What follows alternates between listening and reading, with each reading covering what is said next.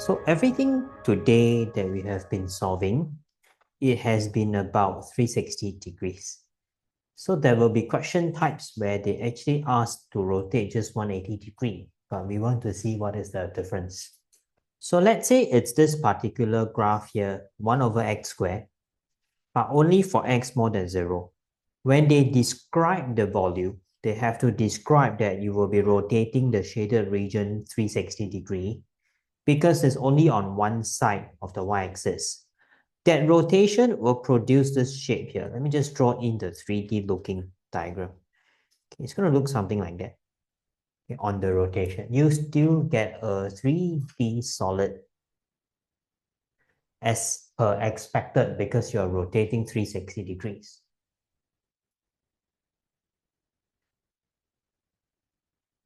However, suppose your shaded region, let me highlight in blue and yellow in these two parts. What we want to observe over here is both parts are actually symmetrical across the y-axis.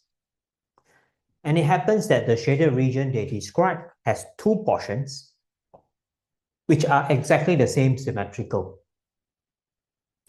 So when you want to get the same solid, okay, I have actually listed the same curve. If you want the same solid, that means I want to find this volume. How should they describe the rotation? They should describe for you this rotation only about 180 degrees. Because each part, each segment rotate 180. This one goes 180. This part rotate 180. Altogether, it will produce for you still a 360 degree solid. That doesn't change. Because it's symmetrical, each part I just need to rotate 180 will do. We still end up with the same solid. So they must describe for you a 180 degrees, although there's no difference in the solid. Both diagrams produces the same volume, the same solid. Okay, therefore, you want to understand that questions are usually about going for a full solid. If it's going to be 180 degree, observe that the question should have a symmetrical region. Okay, so regardless of whether they ask for 180 or 360, there will be no change in the formula. We will be applying the same formula.